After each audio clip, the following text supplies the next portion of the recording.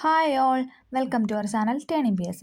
അപ്പം നമ്മളിന്ന് ഡിസ്കസ് ചെയ്യാനായിട്ട് പോകുന്നത് 140/24 എന്ന ക്വസ്റ്റ്യൻ പേപ്പർ കോഡാണ്. ഓക്കെ, നമുക്ക് സ്റ്റാർട്ട് ചെയ്യാം. ഗുരുവായൂർ സത്യാഗ്രഹവുമായി ബന്ധപ്പെട്ട് തന്നിരിക്കുന്ന പ്രസ്താവനകളുടെ അടിസ്ഥാനത്തിൽ ശരിയായ ഉത്തരം തിരഞ്ഞെടുക്കുക. അപ്പോൾ ശരിയായതാണ് ഇവിടെ ചോദിച്ചിരുന്നത്. ഗുരുവായൂർ സത്യാഗ്രഹവുമായി ബന്ധപ്പെട്ട് ശരിയായ പ്രസ്താവന. ഉത്തരം എന്ന് പറയുന്നത് ബി ആണ്. 1, 2, 3 ഇവിടെ ശരിയായിട്ട് കൊടുത്തിരിക്കുന്നത്. മന്നത്തു പത്മനാഭൻ അധ്യക്ഷനും കെ കേളപ്പൻ സെക്രട്ടറിയുമായി ഒരു സത്യാഗ്രഹ കമ്മിറ്റി രൂപീകരിച്ചു. അത് ശരിയാണ്. ഗാന്ധിജിയുടെ അനുവാദത്തോടു കൂടി കെ കേളപ്പൻ 1932 സെപ്റ്റംബർ 22 ക്ഷേത്രനടയിൽ ഉപവാസം ആരംഭിച്ചു. അതും ശരിയാണ്. ഗാന്ധിജിയുടെ നിർദ്ദേശപ്രകാരം 1932 ഒക്ടോബർ 2 കെ കേളപ്പൻ ഉപവാസം അവസാനിപ്പിച്ചു. അതായത് 32 സെപ്റ്റംബർ 22 സ്റ്റാർട്ട് ചെയ്ത് 32 ഒക്ടോബർ 2 ഉപവാസം അവസാനിപ്പിച്ചു. കെ കേളപ്പനാണ് ഉപവാസം അനുഷ്ഠിച്ചത്. ഓക്കെ, അപ്പോൾ ആ 3 സ്റ്റേറ്റ്മെൻറ്റാണ് ഇവിടെ ശരിയായിട്ട് കൊടുത്തിരിക്കുന്നത്. മന്നത്തു പത്മനാഭൻ അധ്യക്ഷനും കെ കേളപ്പൻ സെക്രട്ടറിയും ഒരു സത്യാഗ്രഹ കമ്മിറ്റി രൂപീകരിച്ചു. ഗാന്ധിജിയുടെ അനുവാദത്തോടു കൂടി കെ കേളപ്പൻ 1932 സെപ്റ്റംബർ 22 ഡേറ്റ് പഠിക്കണേ. സെപ്റ്റംബർ 22 ക്ഷേത്രനടയിൽ ഉപവാസം ആരംഭിച്ചു. ഗാന്ധിജിയുടെ നിർദ്ദേശപ്രകാരം 1932 ഒക്ടോബർ 2 കേളപ്പൻ ഉപവാസം അവസാനിപ്പിച്ചു. അപ്പോൾ നമുക്ക് രണ്ടാമത്തെ ഡേറ്റ് പഠിക്കാൻ ഉറപ്പ്. ഗാന്ധി ജയന്തിയുടെ അന്ന് അത് അവസാനിപ്പിക്കാൻ ഗാന്ധിജി പറഞ്ഞു എന്നൊന്ന് ജസ്റ്റ് ഒന്ന് ഓർത്ത് കണക്ട് ചെയ്ത് വെച്ചാൽ മതി. സെപ്റ്റംബർ 22 സ്റ്റാർട്ട് ചെയ്ത് ഒക്ടോബർ 2 അവസാനിച്ചു. അടുത്ത ക്വസ്റ്റ്യൻ, ഐക്യകേരള പ്രസ്ഥാനവുമായി ബന്ധപ്പെട്ട് തന്നിരിക്കുന്ന പ്രസ്താവനകളിൽ നിന്ന് ശരിയായത് തിരഞ്ഞെടുക്കുക. ഇവിടെയും ശരിയായതാണ് ചോദിച്ചിരിക്കുന്നത്. ഐക്യകേരള പ്രസ്ഥാനമാണ് ടോപ്പിക്ക്. നമുക്ക് നോക്കാം. ഉത്തരം എന്ന് പറയുന്നത് എ ആണ്. 1, 2, 4 നമുക്ക് നോക്കാം. 1947 തൃശ്ശൂരിൽ വെച്ച് കെ കേളപ്പൻ്റെ അധ്യക്ഷതയിൽ ഐക്യകേരള സമ്മേളനം നടന്നു. ശരിയാണല്ലേ. 1947 എവിടെയായിരുന്നു? വെന്യൂ എന്ന് പറയുന്നത് തൃശ്ശൂരാണ്. കെ കേളപ്പൻ്റെ അധ്യക്ഷതയിൽ ഐക്യകേരള സമ്മേളനം നടന്നു. 1949 ജൂലൈ 1 നടന്ന തിരുക്കൊച്ചി സംയോജനം ഐക്യകേരളത്തിന് ആദ്യപടിയായിട്ട് കണക്കാക്കപ്പെട്ടു. അപ്പം തിരുക്കൊച്ചി സമ്മേളനം എന്താ നടന്നത്? 1949 ജൂലൈ 1. അത് പഠിക്കണം കേട്ടോ. റിപ്പീറ്റ് ക്വസ്റ്റ്യൻ ആണ്. 1949 ജൂലൈ 1 ഡേറ്റ് സഹിതം പഠിക്കണം. 1949 ജൂലൈ 1 തിരുക്കൊച്ചി സംയോജനം ഐക്യകേരളത്തിന് ആദ്യപടിയായിട്ട് കണക്കാക്കപ്പെട്ടു. 1956 നവംബർ 1 ഐക്യകേരളം നിലവിൽ വന്നു. അല്ലേ, നമുക്കറിയാം കേരളം നിലവിൽ വന്ന എന്നാണ് 1956 നവംബർ 1 കേരളപ്പിറവി. അല്ലേ, 3 സ്റ്റേറ്റ്മെൻറ്റാണ് ഇവിടെ ശരിയായിട്ട് കൊടുത്തിരിക്കുന്നത്. അടുത്ത ക്വസ്റ്റ്യൻ നോക്കാം. അമേരിക്കൻ സ്വാതന്ത്ര്യ സമരവുമായി ബന്ധപ്പെട്ട് തന്നിരിക്കുന്ന പ്രസ്താവനകളിൽ നിന്ന് ശരിയായത്. അപ്പം അമേരിക്കൻ സ്വാതന്ത്ര്യ സമരവുമായിട്ട് ശരിയായത് തിരഞ്ഞെടുക്കാനാണ് പറഞ്ഞിരിക്കുന്നത്. ഓപ്ഷൻ ബി ആണ്. 1, 3, 4 1, 3, 4 ഓപ്ഷൻ ബി ആണ് ശരിയെന്ന് പറഞ്ഞത്. ബ്രിട്ടനെതിരായുള്ള കോളനിക്കാരുടെ ആക്ഷേപത്തിന് പ്രധാന കാരണം മെർക്കന്റിലിസം എന്ന സാമ്പത്തിക സിദ്ധാന്തമായിരുന്നു. അത് ശരിയാണല്ലേ. ബ്രിട്ടനെതിരായുള്ള കോളനിക്കാരുടെ ആക്ഷേപത്തിന് പ്രധാന കാരണം എന്തായിരുന്നു? മെർക്കന്റിലിസം എന്ന സാമ്പത്തിക സിദ്ധാന്തമായിരുന്നു. 1764 ബ്രിട്ടീഷ് പാർലമെന്റ് പഞ്ചസാര ആക്ട് പാസ്സാക്കി. പഠിക്കണേ. 1764 1764 എന്താ ചെയ്തേ? ബ്രിട്ടീഷ് പാർലമെന്റ് പഞ്ചസാര ആക്ട്, ഷുഗർ ആക്ട് പാസ്സാക്കി. ഈ നിയമം അമേരിക്കയിൽ ഇറക്കുമതി ചെയ്യുന്ന പഞ്ചസാരമേൽ ഒരു ചുങ്കം ചുമത്തി. അടുത്തത്, ബ്രിട്ടീഷ് ധനകാര്യമന്ത്രിയായിരുന്ന ചാൾസ് ടൗൺ ഷെൽസ് അമേരിക്കൻ ഇറക്കുമതി ചുങ്കം നിയമം പാസ്സാക്കി. അപ്പോൾ അമേരിക്കൻ സ്വാതന്ത്ര്യ സമരവുമായി ബന്ധപ്പെട്ട സ്റ്റേറ്റ്മെൻറ്റാണ് നമ്മൾ പറഞ്ഞത്. ബ്രിട്ടനെതിരായുള്ള കോളനിക്കാരുടെ ആക്ഷേപത്തിന് പ്രധാന കാരണം മെർക്കന്റിലിസം എന്ന സാമ്പത്തിക സിദ്ധാന്തമായിരുന്നു. 1764 ബ്രിട്ടീഷ് പാർലമെന്റ് പഞ്ചസാര ആക്ട് പാസ്സാക്കി. ഈ നിയമം അമേരിക്കയിൽ ഇറക്കുമതി ചെയ്യുന്ന പഞ്ചസാരന്മേൽ ഒരു ചുങ്കം ചുമത്തി. ബ്രിട്ടീഷ് ധനകാര്യമന്ത്രിയായിരുന്ന ചാൾസ് ടൗൺ ഷെൽസ് അമേരിക്കൻ ഇറക്കുമതി ചുങ്കം നിയമം പാസ്സാക്കി. ഓക്കെ, അടുത്ത ക്വസ്റ്റ്യൻ, അഡോൾഫ് ഹിറ്റ്ലറുമായി ബന്ധപ്പെട്ട് തന്നിരിക്കുന്ന പ്രസ്താവനയിൽ നിന്ന് ശരിയായത്. അപ്പോൾ ഹിറ്റ്ലറുമായി ബന്ധപ്പെട്ട ശരിയായ പ്രസ്താവനയാണ് ചോദിച്ചിരിക്കുന്നത്. ഓപ്ഷൻ ഡി ആണ്. ഹിറ്റ്ലർ രചിച്ച നാസിസത്തിൻ്റെ സുവിശേഷ ഗ്രന്ഥമാണ് മെയിൻ കാഫ് അഥവാ എൻ്റെ സമരം. മെയിൻ കാഫ് അഥവാ എൻ്റെ സമരം എന്ന് പറയുന്നത് എന്താണ്? ഹിറ്റ്ലർ രചിച്ച നാസിസത്തിൻ്റെ സുവിശേഷ ഗ്രന്ഥമാണ്.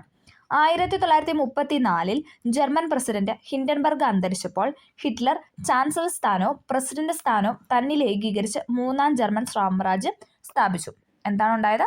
1934 ജർമ്മൻ പ്രസിഡന്റ് ഹിൻഡൻബർഗ് അന്തരിച്ചു. അന്നേരം ഹിറ്റ്ലർ എന്താ ചെയ്തത്? ഹിറ്റ്ലർ ചാൻസലർ സ്ഥാനവും പ്രസിഡന്റ് സ്ഥാനവും തന്നിൽ ഏകീകരിച്ച് 3ാം ജർമ്മൻ സാമ്രാജ്യം സ്ഥാപിച്ചു. ഹിറ്റ്ലർ ചാരവൃത്തിക്ക് വേണ്ടി വിദഗ്ധ പരിശീലനം കൊടുത്തവരായിരുന്നു എലൈറ്റ് ഗാർഡ് എന്ന് പറയുന്നത്. ഹിറ്റ്ലർ ചാരവൃത്തിക്ക് വേണ്ടി വിദഗ്ധ പരിശീലനം നൽകിയവരായിരുന്നു എലൈറ്റ് ഗാർഡ് എന്നറിയപ്പെടുന്നത്. ആ 3 സ്റ്റേറ്റ്മെൻറ്റാണ് ഇവിടെ ശരിയായിട്ട് കൊടുത്തിരിക്കുന്നത്. അടുത്ത ക്വസ്റ്റ്യൻ, ഗാന്ധിജിയുടെ ആദ്യകാല സമരങ്ങളുടെ കൂട്ടത്തിൽ നിന്ന് ശരിയായ ഉത്തരം തിരഞ്ഞെടുക്കുക. അപ്പോൾ ആദ്യകാല സമരങ്ങളാണ് ഇവിടെ ചോദിച്ചത്. ഏതൊക്കെയാണ്? ചമ്പാരൻ ഉണ്ട്, ഖേദയുണ്ട്, അഹമ്മദാബാദ് ഉണ്ട്. അല്ലേ, 2, 3, 4 ഓപ്ഷൻ എ ആണ് ആൻസർ എന്ന് പറയുന്നത്. അടുത്ത ക്വസ്റ്റ്യൻ, 77ാമത് കാൻ ഫിലിം ഫെസ്റ്റിവലിനെ അടിസ്ഥാനമാക്കി താഴെ തന്നിരിക്കുന്ന കൂട്ടത്തിൽ നിന്നും ശരിയായത് തിരഞ്ഞെടുക്കാം. അപ്പോൾ 77ാമത് കാൻ ഫിലിം ഫെസ്റ്റിവലിലെ ശരിയായ സ്റ്റേറ്റ്മെൻ്റ് ആണ് ഇവിടെ കൊടുത്തിരിക്കുന്നത്. ഇതിൽ എല്ലാം ശരിയാണ്. ഓപ്ഷൻ ഡി ആണ് എല്ലാം ശരി. മികച്ച നടൻ എന്ന് പറയുന്നത് ജെസ്സി പ്ലമോൺസ് ആയിരുന്നു. മികച്ച നടി എമിലിയ പെരസ്. ജൂറി പ്രൈസ് കിട്ടിയത് എമിലിയ പെരസിനും മികച്ച സംവിധായകൻ മിഗ്വൽ ഗോമസും. ഒന്നും കൂടെ പറയാം. 77ാമത് കാൻ ഫിലിം ഫെസ്റ്റിവലിൽ മികച്ച നടൻ എന്ന് പറയുന്നത് ജെസ്സി പ്ലമോൺസ്, മികച്ച നടി Emilia Perez, jury prize Emilia പെരസിനും മികച്ച സംവിധായകൻ മിഗ്വൽ ഗോമസും. അടുത്ത ക്വസ്റ്റ്യൻ, ഹരിതഗൃഹ വാതകങ്ങൾ നിയന്ത്രിക്കുന്നതിനായുള്ള ആഗോള ശ്രമങ്ങളിൽ ഏറ്റവും പ്രധാനമായ പ്രോട്ടോക്കോളാണ് ക്യോട്ടോ പ്രോട്ടോക്കോൾ. അല്ല, എല്ലാവർക്കും അറിയുന്ന പോലെയാണ്. Option C Kyoto protocol. Anar, Girna ഏത് നദിയുടെ പ്രധാന പോഷക നദികളാണ്? താപ്തി അല്ലേ. ആനർ, ഗിർന എന്ന ഏത് നദിയുടെ പോഷക നദികളാണെന്ന് ചോദിച്ചാൽ ഏതാണ്? താപ്തി നദിയുടെ പോഷക നദിയാണ്. 1959 റഷ്യയുടെ സാങ്കേതിക സഹായത്തോടെ സ്ഥാപിച്ച ഇരുമ്പുരുക്കുശാല ഇന്ത്യയിൽ എവിടെയാണ് സ്ഥിതി ചെയ്യുന്നത്? ചോദിച്ചാൽ ദുർഗിലാണ്. Option A Durg. 1959 റഷ്യയുടെ സാങ്കേതിക സഹായത്തോടെ രൂപീകരിച്ച ഇരുമ്പുരുക്കുശാല എവിടെയാണ് സ്ഥിതി ചെയ്യുന്നത് ചോദിച്ചാൽ ദുർഗിലാണ്. രാത്രികാലങ്ങളിൽ പർവ്വത പ്രദേശങ്ങളിൽ നിന്നും താഴ്വാരത്തേക്ക് വീശുന്ന കാറ്റിൻ്റെ പേര്. എവിടുന്നാണോ കാറ്റ് വീശുന്നത് ആ കാറ്റിൻ്റെ പേരെന്ന് പറയുന്നത് അതാണ്. ഓക്കെ, പർവ്വത പ്രദേശം എന്നല്ല, ഈ ക്വസ്റ്റിൽ തന്നിരിക്കുന്ന പർവ്വത പ്രദേശങ്ങളിൽ നിന്നാണ് താഴ്വരത്തേക്ക് കാറ്റ് വീശുന്നത്. അപ്പോൾ ഏതാണ്? അത് പർവ്വത കാറ്റാണ്. ഇനി താഴ്വാരത്തിൽ നിന്നാണ് വീശുന്നതെങ്കിലോ അത് താഴ്വര കാറ്റാണ്. ഇനി കരയിൽ നിന്നാണ് വീശുന്നതെങ്കിൽ അത് കരക്കാറ്റ്, കടലിൽ നിന്നാണെങ്കിൽ അത് കടൽക്കാറ്റ്. ഓക്കെ, അപ്പോൾ അങ്ങനെ കണക്ട് ചെയ്യുക. എവിടെ നിന്നാണോ കാറ്റ് വീശുന്നത് അപ്പോൾ ആ കാറ്റിൻ്റെ പേരെന്ന് പറഞ്ഞാൽ വീശുന്ന സ്ഥലത്തിൻ്റെ ഇതായിരിക്കും. ഓക്കെ, ഇത് ചോദിച്ചിരിക്കുന്ന രാത്രികാലങ്ങളിൽ പർവ്വത പ്രദേശങ്ങളിൽ നിന്നും താഴ്വാരത്തേക്ക് വീശുന്നു. അപ്പോൾ അത് വീശുന്ന എവിടെ നിന്നാണ്? പർവ്വത പ്രദേശങ്ങളിൽ നിന്നാണ്. അതുകൊണ്ട് തന്നെ ഉത്തരം എന്ന് പറയുന്നത് പർവ്വതക്കാറ്റ്. അടുത്ത ക്വസ്റ്റ്യൻ, ധരാതിലെ ഭൂപടങ്ങളിൽ വടക്ക് തെക്ക് ദിശയിൽ വരച്ചിട്ടുള്ള രേഖകളെ ഡാഷ് എന്നറിയപ്പെടുന്നു. ഏതാണ്? ഈസ്റ്റിങ്സ്. ഓപ്ഷൻ എ ഈസ്റ്റിങ്സ് ആണ്. ധരാതിലെ ഭൂപടങ്ങളിൽ വടക്ക് തെക്ക് ദിശയിൽ വരച്ചിട്ടുള്ള രേഖകളെ നമ്മൾ പറയുന്നത് ഈസ്റ്റിങ്സ് എന്നാണ്. കർണാടകയിലെ ആദ്യ പുഞ്ചനഗരി പക്ഷി സങ്കേതം ഏതു പക്ഷിയുമായാണ് ബന്ധപ്പെട്ടിരിക്കുന്നത്? ഓപ്ഷൻ ബി മയിലാണ്. കർണാടകയിലെ ആദ്യ പുഞ്ചനഗരി പക്ഷി സങ്കേതം ഏതു പക്ഷിയുമായിട്ടാണ് ബന്ധപ്പെട്ടതെന്ന് ചോദിച്ചാൽ മയിൽ. താഴെ പറയുന്നതിൽ ഇന്ത്യയിൽ നിലവിൽ നിന്ന ഭൂ ഉടമ സമ്പ്രദായം ഏതൊക്കെയുണ്ട്? സെമീന്ദാരി ഉണ്ട്, റൈറ്റ് വാരി ഉണ്ട്, മഹൽവാരി ഉണ്ട്. അപ്പം A, B, D. Option B ആണ് ആൻസർ എന്ന് പറയുന്നത്. സെമീന്ദാരി, റൈറ്റ് വാരി, മഹൽവാരി. ഒരു ദ്വിമേഖലാ സമ്പദ് വ്യവസ്ഥയിൽ ഉൾപ്പെടുന്ന മേഖലകളെ സംബന്ധിച്ച് ശരിയായ ജോഡിയാണ് ഇവിടെ ചോദിച്ചത്. കുടുംബങ്ങളും സംരംഭങ്ങളും. ഓപ്ഷൻ സി ആണ്. ആരൊക്കെയുണ്ട്? കുടുംബങ്ങളുണ്ട്, ദെൻ സംരംഭങ്ങളുണ്ട്. ഒരു ദ്വിമേഖലാ സമ്പദ് വ്യവസ്ഥയിൽ ഉൾപ്പെടുന്ന മേഖലകളെ സംബന്ധിച്ച ശരിയായ ജോഡിയാണ് കുടുംബങ്ങൾ, സംരംഭങ്ങൾ. താഴെ പറയുന്നവയിൽ തൃതീയ മേഖലയിൽ ഉൾപ്പെടുന്ന സേവനമാണ് ഇതെന്ന് പറയുന്നത്. വാർത്താവിനിമയം. ഓപ്ഷൻ സി വാർത്താവിനിമയമാണ് തൃതീയ മേഖലയിൽ ഉൾപ്പെടുന്ന സേവനം. ഓക്കെ, ഇനി നമുക്കിവിടെ ഒരു സ്റ്റേറ്റ്മെൻറ്റ്, 2 പ്രസ്താവനയാണ് കൊടുത്തിട്ടുള്ളത്. നമുക്കൊന്ന് നോക്കാം. പ്രസ്താവന എ എന്ന് പറയുന്നത്, രണ്ടാം പഞ്ചവത്സര പദ്ധതി അടിസ്ഥാന ഖന വ്യവസായങ്ങളിലുള്ള പൊതുമേഖലാ നിക്ഷേപത്തിന് ഊന്നൽ കൊടുത്തു. രണ്ടാമത്തെ പോയിന്റ്, ഇന്ത്യയിലെ സ്വകാര്യ മേഖല ദുർബലവും വൻകിട നിക്ഷേപം നടത്തുന്നതിനോ നിക്ഷേപ സമാഹരണം നടത്തുന്നതിനോ ഉള്ള ശേഷിയും പ്രാപ്തിയും ഉണ്ടായിരുന്നില്ല. അപ്പം ഈ 2 സ്റ്റേറ്റ്മെൻറ്റും ശരിയാണ്. ഉത്തരം എന്ന് പറയുന്നത് എയും ആറും ശരിയാണ്. 6 എന്ന് പറയുന്നത് എന്താണ്? എയുടെ വിശദീകരണമാണ്. അത് ശരിയാണല്ലേ. രണ്ടാം പഞ്ചവത്സര പദ്ധതി അടിസ്ഥാന ഖന വ്യവസായങ്ങളുള്ള പൊതുമേഖല നിക്ഷേപത്തിന് ഊന്നൽ കൊടുത്തു. ഇന്ത്യയിലെ സ്വകാര്യ മേഖല ദുർബലവും പിന്നെ എന്താണ് വൻകിട നിക്ഷേപം നടത്തുന്നതിനോ അല്ലെങ്കിൽ നിക്ഷേപ സമാഹരണം നടത്തുന്നതിനുള്ള ശേഷിയും പ്രാപ്തിയൊന്നും ഉണ്ടായിരുന്നില്ല എന്നാണ് പറയുന്നത്. അത് രണ്ടും ശരിയാണ്. അടുത്തത് ഇവിടെ ഒരു ചേരുംപടിയാണ് ചോദിച്ചിരിക്കുന്നത്. ഉത്തരം എന്ന് പറയുന്നത് സി ആണ്. നമുക്ക് നോക്കാം. പ്രധാനമന്ത്രി ജൻധൻ യോജന എന്ന് വെച്ചാൽ ജൻധൻ എന്ന് പറഞ്ഞാൽ ബാങ്കിങ് ഓർക്കുക. ജൻധൻ യോജന എന്ന് പറയുമ്പോൾ സാർവത്രിക ബാങ്കിങ് സേവനം. ജൻധൻ യോജന എന്ന് പറഞ്ഞാൽ സാർവത്രിക ബാങ്കിങ് സേവനം. അടുത്തത് പ്രധാനമന്ത്രി കൗശൽ വികാസ് യോജന. അല്ലെ, കൗശൽ വികാസ് ഹ്രസ്വകാല തൊഴിൽ പരിശീലനമാണ് പ്രധാനമന്ത്രി കൗശൽ വികാസ് യോജന. അടുത്തത് രാഷ്ട്രീയ ഗ്രാമസ്വരാജ് അഭിയാൻ എന്ന് പറഞ്ഞാൽ ഗ്രാമസ്വരാജ് എന്ന് കേൾക്കുമ്പോൾ നമ്മൾ പഞ്ചായത്ത് രാജിനെ കണക്ട് ചെയ്യുക. പഞ്ചായത്ത് രാജ് സംവിധാനത്തെ ശക്തിപ്പെടുത്തലാണ് രാഷ്ട്രീയ ഗ്രാമസ്വരാജ് അഭിയാൻ. PM ഗ്രാമ സടക്ക് യോജന. സടക്ക് എന്ന് പറയുമ്പോൾ റോഡ് കണക്ട് ചെയ്യുക. PM ഗ്രാമ സടക്ക് യോജന എന്ന് പറഞ്ഞാൽ ഗ്രാമീണ റോഡ് വികസനമാണ്. പ്രധാനമന്ത്രി ജൻധൻ യോജന എന്ന് പറഞ്ഞാൽ സാർവത്രിക ബാങ്കിങ് സേവനം. പ്രധാനമന്ത്രി കൗശൽ വികാസ് യോജന എന്ന് പറഞ്ഞാൽ ഹ്രസ്വകാല തൊഴിൽ പരിശീലനം. രാഷ്ട്രീയ ഗ്രാമസ്വരാജ് അഭിയാനാണ് പഞ്ചായത്ത് രാജ് സംവിധാനത്തെ ശക്തിപ്പെടുത്തൽ. PM ഗ്രാമ സടക്ക് യോജനയാണ് ഗ്രാമീണ റോഡ് വികസനം. അടുത്ത ക്വസ്റ്റ്യൻ, ഇന്ത്യ ഗവൺമെൻറ് അടുത്ത കാലത്തായി ചെറുധാന്യങ്ങൾ രാജ്യവ്യാപകമായി കൃഷി ചെയ്യുന്നതിന് വലിയ പ്രോത്സാഹനം നൽകുന്നുണ്ട്. കൂടാതെ മില്ലറ്റ്സ് പോഷക സമ്പത്തിലും മുൻപന്തിയിൽ നിൽക്കുന്നു. ഇന്ത്യയിലെ മില്ലറ്റ്സ് ഉൽപ്പാദനത്തിൽ മുൻപന്തിയിൽ നിൽക്കുന്നത് ഏത് സ്റ്റേറ്റ് ആണെന്നാണ് ചോദിച്ചിരിക്കുന്നത്. Option D രാജസ്ഥാനാണ്. മില്ലറ്റ്സിൻ്റെ ഉൽപ്പാദനത്തിൽ മുൻപന്തിയിൽ നിൽക്കുന്ന സ്റ്റേറ്റ് ആണ് രാജസ്ഥാൻ. PM സൂര്യകർ മുഫ്തി ബിജ്ലി യോജന പദ്ധതിയുമായി അനുയോജ്യം അല്ലാത്ത പ്രസ്താവന. തെറ്റായതാണ് ഇവിടെ ചോദിച്ചിരിക്കുന്നത്. അപ്പോൾ ഉത്തരം എന്ന് പറയുന്നത് ഡി ആണ്. Option D. ഇന്ത്യയിലെ കുടുംബങ്ങൾക്ക് സൗജന്യ നിരക്കിൽ വൈദ്യുതി ലഭ്യമാക്കാൻ തുടങ്ങിയ പദ്ധതിയാണ് PM സൂര്യകർ മുഫ്തി ബിജ്ലി യോജന. എന്താണ്? ഇന്ത്യയിലെ കുടുംബങ്ങൾക്ക് സൗജന്യ നിരക്കിൽ വൈദ്യുതി ലഭ്യമാക്കാൻ തുടങ്ങിയ പദ്ധതിയാണ് PM സൂര്യകർ മുഫ്തി ബിജ്ലി യോജന. ഈ പദ്ധതി പ്രകാരം വീടുകളുടെ മുകളിൽ സോളാർ പാനൽ വയ്ക്കാൻ സബ്സിഡി നൽകുന്നു. PM സൂര്യകർ മുഫ്തി ബിജ്ലി യോജന പദ്ധതി പ്രകാരം വീടുകളുടെ മുകളിൽ എന്താണ്? സോളാർ പാനൽ വയ്ക്കാനായിട്ട് സബ്സിഡി നൽകുന്നു. പദ്ധതി പ്രകാരം 1 കോടി കുടുംബങ്ങൾക്ക് ഗുണം ലഭിക്കുമെന്ന് പ്രതീക്ഷിക്കുന്നു. അപ്പം ഈ 3 സ്റ്റേറ്റ്മെൻ്റാണ് ഇവിടെ ശരിയായിട്ട് കൊടുത്തിട്ടുള്ളത്. അടുത്ത ക്വസ്റ്റ്യൻ.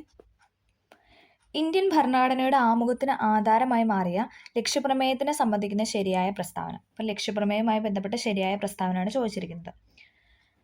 നെഹ്റു ആണ് ലക്ഷ്യപ്രമേയം അവതരിപ്പിച്ചത്. 1947 ലക്ഷ്യപ്രമേയം ഭരണഘടനാ നിർമ്മാണ സഭയിൽ പാസ്സാക്കപ്പെട്ടു. ഈ 2 സ്റ്റേറ്റ്മെൻ്റാണ് ഇവിടെ ശരിയെന്ന് പറഞ്ഞത്. ഓപ്ഷൻ എ ആണ് 3, 4. നെഹ്റു ആണ് ലക്ഷ്യപ്രമേയം അവതരിപ്പിച്ചത്. 1947 ഭരണഘടനാ നിർമ്മാണ സമിതിയിൽ എന്താണ്? ലക്ഷ്യപ്രമേയം പാസ്സാക്കപ്പെട്ടു. അടുത്ത ക്വസ്റ്റ്യൻ. ഇന്ത്യൻ ഭരണഘടനയുമായി ബന്ധപ്പെട്ട് 8 പ്രധാന കമ്മിറ്റികൾ രൂപീകരിക്കപ്പെട്ടു.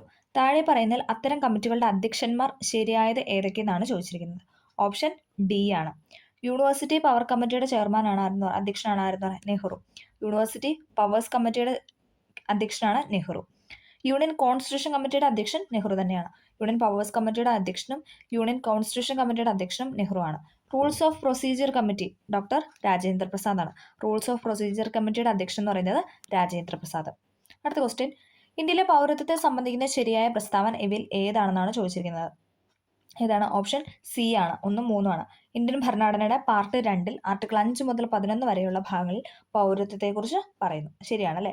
ഭരണഘടനയുടെ പാർട്ട് 2 എന്താണ്? ആർട്ടിക്കിൾ 5 മുതൽ 11 വരെ ഭാഗങ്ങളിലാണ് പൗരത്വത്തെക്കുറിച്ച് പറയുന്നത്. 1955 പൗരത്വ നിയമം അനുസരിച്ച് 3 രീതിയിൽ പൗരത്വം നഷ്ടപ്പെടാം. അതാണ് ശരിയെന്ന് പറയുന്നത്. എന്താണ്? 1955 പൗരത്വ നിയമം അനുസരിച്ച് 3 രീതിയിൽ പൗരത്വം നഷ്ടപ്പെടാം. അടുത്ത ക്വസ്റ്റ്യൻ.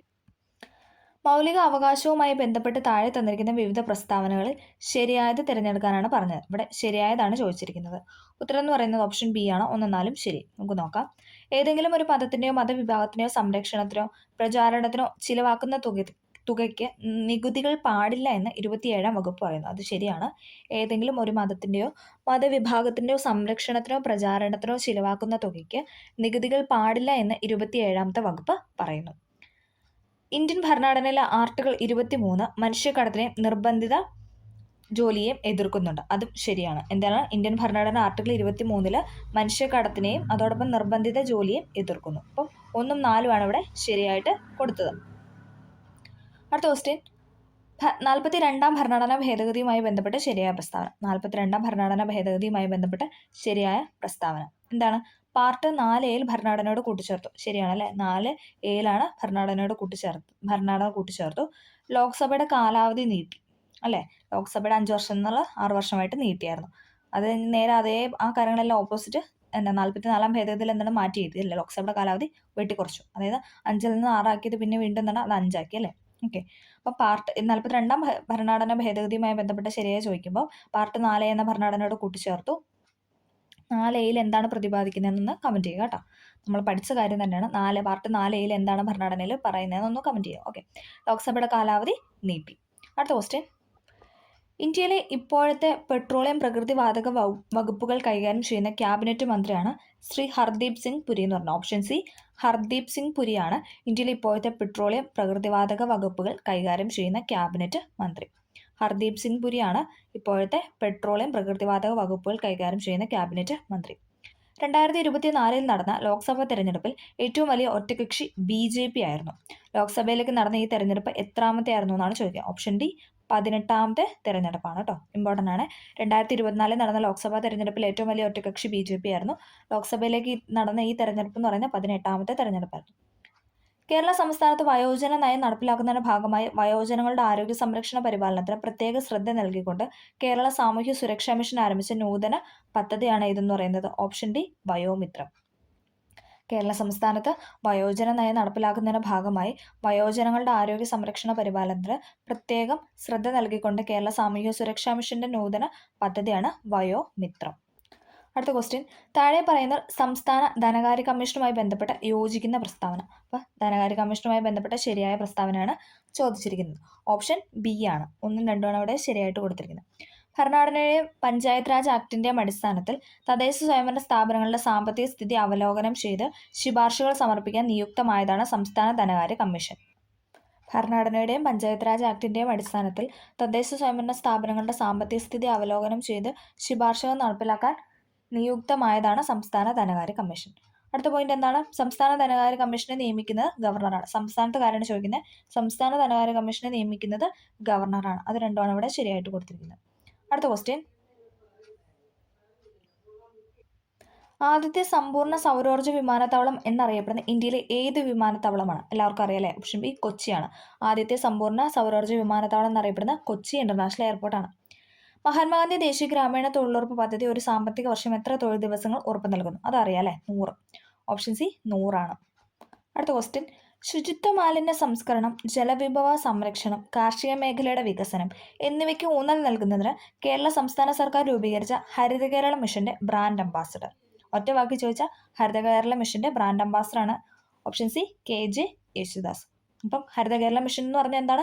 ശുചിത്വ മാലിന്യ സംസ്കരണം, ജലവിഭവ സംരക്ഷണം, കാർഷിക മേഖലയുടെ വികസനം എന്നിവയ്ക്ക് ഊന്നൽ നൽകുന്നതിന് കേരള ഗവൺമെന്റ് രൂപീകരിച്ച എന്താണ് പദ്ധതിയാണ് അല്ലെങ്കിൽ മിഷനാണ് എന്ന് പറഞ്ഞാൽ ഹരിത കേരള മിഷൻ എന്ന് പറയുന്നത്. അതിൻ്റെ ബ്രാൻഡ് അംബാസഡറാണ് KJ യേശുദാസ്. അടുത്ത ക്വസ്റ്റ്യൻ, 2024 പ്രഖ്യാപിച്ച 70ാമത് ദേശീയ ചലച്ചിത്ര അവാർഡുകളിൽ മികച്ച ഫീച്ചർ ഫിലിമായിട്ട് തിരഞ്ഞെടുത്തത് ഓപ്ഷൻ എ ആട്ടമാണ്. 2024 പ്രഖ്യാപിച്ച 70ാമത് ദേശീയ ചലച്ചിത്ര അവാർഡിൽ മികച്ച ഫീച്ചർ ഫിലിമായിട്ട് തിരഞ്ഞെടുക്കപ്പെട്ടത് ഓപ്ഷൻ എ ആട്ടം. സംസ്ഥാനങ്ങളിൽ മുഖ്യ വിവരാവകാശ കമ്മീഷണറെ നിയമിക്കുന്നത് ആരാണ്? സംസ്ഥാനങ്ങളിൽ നിയമിക്കുന്നത് ഗവർണറാണ് അല്ലേ. Option C governor. മനുഷ്യഹൃദയത്തെ പൊതിഞ്ഞു കാണുന്ന ഇരട്ട സ്ഥലമുള്ള ആവരണമാണ് പെരികാർഡിയം. Option A pericardium. മനുഷ്യഹൃദയത്തെ പൊതിഞ്ഞു കാണുന്ന ഇരട്ട സ്ഥലമുള്ള ആവരണമാണ് പെരികാർഡിയം. നിപ്പ അസുഖം ഉണ്ടാകുന്ന രോഗാണുവാണ് അല്ലെ. നിപ്പ വൈറസ് എന്നാണ് നമ്മൾ പറയുന്നത് അല്ലെ. നിപ്പ വൈറസ് ആണ്. ഹരിതഗൃഹ വാതകത്തിന് ഉദാഹരണം അല്ലാത്തത്. ഉദാഹരണം അല്ലാത്തതാണ് ചോദിച്ചാൽ ഓക്സിജൻ ആണ്. ഓക്സിജൻ ഹരിതഗൃഹ വാതകത്തിന് ഉദാഹരണമല്ല. പക്ഷേ carbon dioxide, methane, nitrous oxide ഇതൊക്കെ എന്താണ്? ഹരിതഗൃഹ വാതകങ്ങളാണ്. അടുത്ത ക്വസ്റ്റ്യൻ, മാരക രോഗങ്ങൾ ബാധിച്ച കുട്ടികൾക്ക് സൗജന്യ ചികിത്സ ലഭ്യമാക്കാനായി സംസ്ഥാന സർക്കാർ ആരംഭിച്ച പദ്ധതിയാണ് താലോലം. ഓപ്ഷൻ സി താലോലം. മാരക രോഗങ്ങൾ ബാധിച്ച കുട്ടികൾക്ക് സൗജന്യ ചികിത്സ ലഭ്യമാക്കാനായി സംസ്ഥാന ഗവൺമെന്റ് ആരംഭിച്ച പദ്ധതിയാണ് താലോലം. ജീവിതശൈലി രോഗങ്ങൾ ഉണ്ടാക്കുന്നതിനുള്ള പ്രധാനപ്പെട്ട കാരണങ്ങളാണ് ഇതെന്ന് പറയുന്നത് വ്യായാമക്കുറവ്, അമിത ഭക്ഷണം. ഉത്തരം എന്ന് പറയുന്നത് ഓപ്ഷൻ ഡി ആണ്. ജീവിതശൈലി രോഗങ്ങൾ ഉണ്ടാക്കുന്നതിനുള്ള പ്രധാന കാരണങ്ങളാണ് വ്യായാമക്കുറവ്, അമിത ഭക്ഷണം. ശ്വേതരക്താണുക്കളിൽ ഉൾപ്പെടാത്തത് ഓപ്ഷൻ ബി ത്രോംബോസൈറ്റ് ആണ്. ന്യൂട്രോഫിൽ, മോണോസൈറ്റ്, ലിംഫോസൈറ്റ്, ഈസ്നോഫിൽ ഇതൊക്കെ എന്താണ്? ശ്വേതരക്താണുക്കളിൽ ഉൾപ്പെടുന്നതാണ്. ഓക്കെ. അടുത്ത ക്വസ്റ്റ്യൻ, DNA നൈട്രോജനസ് ബേസുകളിൽ ഉൾപ്പെടാത്തതാണ് യുറാസിൽ എന്ന് പറഞ്ഞാൽ option D uracil. DNA nitrogenous ബേസുകളിൽ ഉൾപ്പെടാത്തതാണ് യുറാസിൽ എന്ന് പറയുന്നത്. നിശാന്തതയ്ക്ക് കാരണം ഏത് വിറ്റാമിൻ്റെ അഭാവമാണ്? ഏതാണ്? ഓപ്ഷൻ എ വൈറ്റമിൻ എ അല്ലേ. നിശാന്തതയ്ക്ക് കാരണം ഏത് ജീവകത്തിൻ്റെ അഭാവമാണെന്ന് ചോദിച്ചാൽ വിറ്റാമിൻ എ ആണ്. സൗരചൂളയിൽ ഉപയോഗിക്കുന്ന ദർപ്പണം ഏതാണ്? ഓപ്ഷൻ ഡി കോൺകേവ് ലെൻസ് ആണ് സൗരചൂളയിൽ യൂസ് ചെയ്യുന്നത്. അടുത്ത ക്വസ്റ്റ്യൻ, ഭൂമിക്ക് ചുറ്റുമുള്ള ചന്ദ്രന്റെ ചലനത്തിന് കാരണം അഭികേന്ദ്ര ബലമാണ്. ഓപ്ഷൻ എ അഭികേന്ദ്ര ബലം. ഭൂമിക്ക് ചുറ്റുമുള്ള ചന്ദ്രന്റെ ചലനത്തിന് കാരണം അഭികേന്ദ്ര ബലമാണ്.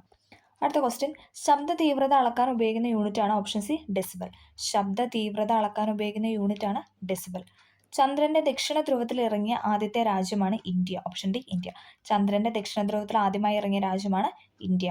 2023 ഭൗതികശാസ്ത്ര നൊബേൽ പുരസ്കാരം ലഭിക്കാത്ത വ്യക്തിയാണ് ഓപ്ഷൻ ബി ക്ലോഡിയ ഗോൾഡൻ.